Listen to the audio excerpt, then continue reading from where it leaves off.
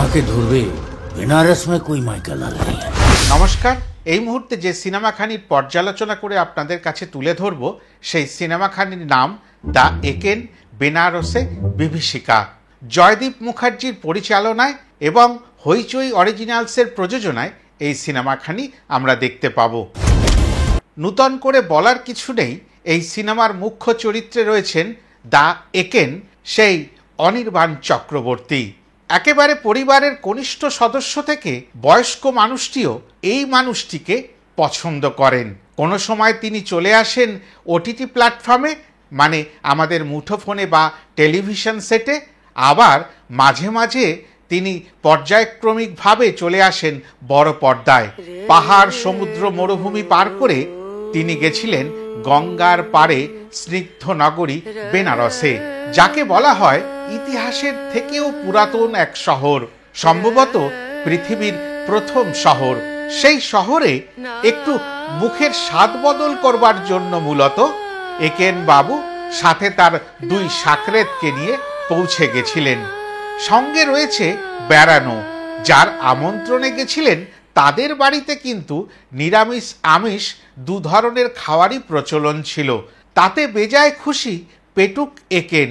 পাশাপাশি রয়েছে বেনারসের অলিতে গলিতে অন্যান্য সুস্বাদু খাবারের হাতছানি, সেগুলিও তিনি মিস করতে চান না। আর তিনি যে কর্মটি করে বাঙালির মন জয় করেন, মানে ওই একজন ডিটেকটিভ, সেই ডিটেকটিভের কপালে ওই বেড়ানোর আনন্দ বেশি দিন সহ্য হলো না। ভালো মন্দ খাওয়া আর ভালো ভালো জায়গায় ঘোরা সবটা যেন খুব তাড়াতাড়ি ফিকে হয়ে গেল। ফিকে হওয়ার কারণ বেলাল মল্লিক, মানে শাশ্বত চট্টোপাধ্যায় এত রূপ বদলেছেন সিনেমাখানির মধ্যে যে তাকে সব থেকে বড় বহুরূপী বলা যেতে পারে। কখনো বেনারসের ঘাটের ভিড়ে সাধারণ জনতা, কখনো পুরু চশমার ফ্রেমে ভাঙা গালপাট্টা, কখনো সে আবার রক্ষকের রূপে, কখনো আবার মুখোশের আড়ালে, কখনো আবার গায়ে সোয়েটার, মাথায় টুপি, আবার কখনো একেবারে বিদেশি কুল লুকে। কখনো তিনি সন্ন্যাসী, কখনো তিনি মৌলবী, এছাড়াও কখনো তিনি পাঞ্জাবদি পুত্তর। সবই মায়া, চাপে প্রশাসন কোনোভাবেই এই বেলাল মল্লিকের টিকিটুকুর খোঁজও পাচ্ছেন না।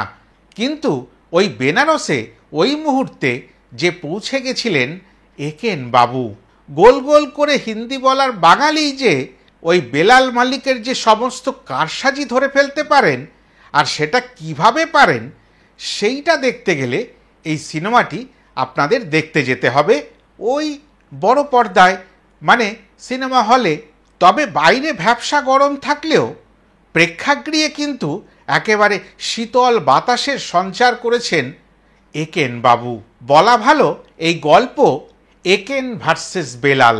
প্রমথর চরিত্রে রয়েছেন সোমক ঘোষ, বাপের চরিত্রে রয়েছেন সুহত্র মুখোপাধ্যায়। এখানে বিভিন্ন চরিত্রে ঈশা সাহা, বিশ্বনাথ বসু, দেবেশ চট্টোপাধ্যায়, ঋষভ বাসু, সাগ্নিক চ্যাটার্জি ও গৌরব চক্রবর্তীকে দেখতে পাব। তবে তাদের চরিত্রের সম্বন্ধে জানতে গেলে আপনাদের নিশ্চয়ই করে এই সিনেমাখানি দেখতে হবে। সিনেমাটিতে মিউজিক করেছে শুভদীপ গুহ, মানে বাবান। নাট্যমঞ্চের জগতে এই বাবান নামে তিনি পরিচিত, এবং তার যে কাজের ছোঁয়া আমরা এখানে পেলাম তাতে বলা যায় এক কথায় অসাধারণ। কেননা লৌকিক বা দেশীয় ধর্মী যে কোনো মঞ্চের উপস্থাপনায় তার এই ধরনের কাজের উপমা আমরা আগেই পেয়েছি যারা নাটক দেখতে ভালোবাসি। এই বিশেষ কাজটি তাকে দেওয়ার কারণে আরেকটু অন্য রকম ঝাঁক চলে এসছে সিনেমাখানির মধ্যে। ব্যাকগ্রাউন্ড স্কোরিং অসাধারণ, গানের ব্যবহার খুব একটা না থাকলেও যতটুকু আছে, যেটা প্রায়শই থাকে একেন বাবুর সিরিজে, সেটাকে ঠিক ঠিক জায়গায় প্রয়োজন মতো ব্যবহার করা হয়েছে। বেনারসের ঘাট দেখানো মানেই কিছু ভজন বা আধ্যাত্মিক চেতনার গান থাকবে, এটা আমরা কিন্তু ভালো করেই জানি। তবে বেনারস শহরখানিকে যেভাবে এক্সপ্লোর করা হয়েছে, এর আগে বেশ কিছু সিনেমা দেখা থাকলেও এইভাবে দিনের আলোতে তুলে ধরা হয়নি যতটা এই দ্য একেন বেনারসে বিভীষিকা সিনেমাটির মধ্যে দেখতে পেলাম। একটি বিশেষ শিল্পের দ্বারা প্রত্যেকটি ঘাটের বর্ণনা করা হয়েছে বা কমপক্ষে সেই নামগুলোর উল্লেখ রয়েছে। ওই প্রেমচাঁদ আর বিসমিল্লাহ খাঁর শহরে যখন একেনবাবু পৌঁছেছেন তার 2 সাকরেতকে নিয়ে, তখন কিন্তু একটা বিশেষ উৎসব হওয়ার সময় ছিল। উৎসবটির নাম মাসান হোলি। কম ছবিতেই আমরা এর উল্লেখ বা এর ব্যাখ্যা পেয়েছি। এটাই হচ্ছে দ্য একেন বেনারসে বিভীষিকার প্রধান আকর্ষণ। মাসান হোলি অনেকেই হয়তো দেখেননি, নাম শুনেছেন, তারা খানিকটা হলেও ছোঁয়া পেয়ে যাবেন। একেবারে আকাশ বাতাস ভস্ম আর আবিরে ছেয়ে যায়, সেরকমই একটা সুন্দর দৃশ্য দেখব ভেবেই এই সিনেমাটা অনেকেই দেখতে গেছেন। তবে ওই বেলাল কেলেঙ্কারির মধ্যে মাসান হোলি অন্য রূপ ধারণ করল। গল্পটার আরেকটি দিকও আছে, যাকে ছোট্ট করে ছুঁয়ে যেতে গেলে বলতে হয় পেন্ডেন্ট আর ডিপেন্ডেন্ট। এই দুটো বিষয়কেই সুতো দিয়ে মালা গেঁথে তবে এই রহস্যের উদ্ঘাটন করা হয়।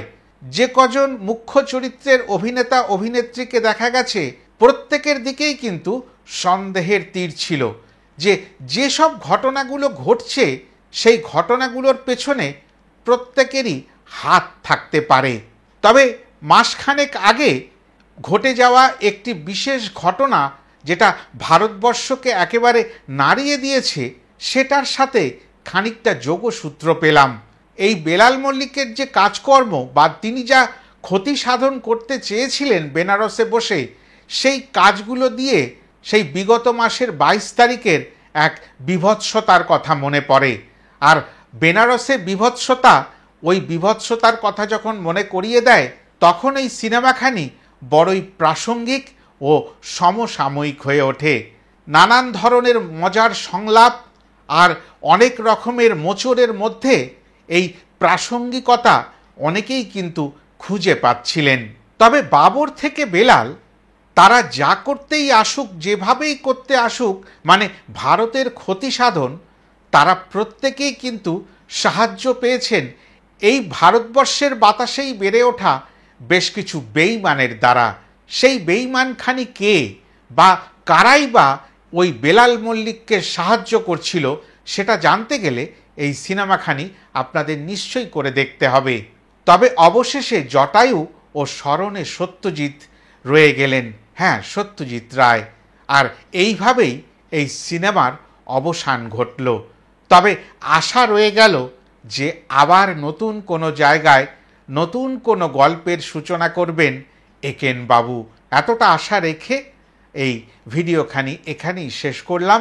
যারা সিনেমাখানি দেখেছেন, কেমন লেগেছে নিশ্চয়ই করে কমেন্ট সেকশানে জানাবেন। আর যারা এখনও দেখেননি, চট করে দেখে ফেলবেন। আর আমার এই ভিডিওটা আপনাদের কীরকম লাগলো নিশ্চয়ই করে কমেন্ট সেকশানে একটু জানিয়ে যাবেন। লাইক করবেন, শেয়ার করবেন। আর যারা এখনও আমার চ্যানেলটিকে সাবস্ক্রাইব করে ওঠেননি, তারা নিশ্চয়ই করে সাবস্ক্রাইব করে নেবেন। ভালো থাকবেন, সবাই সুস্থ থাকবেন, আর হাসি খুশিতে থাকবেন, আর বাংলা সিনেমার পাশে থাকবেন। এখনকার মতো যাই, আবার নতুন কোনো সময় নতুন কোনো ভিডিও নিয়ে আপনাদের সামনে চলে আসব। নমস্কার।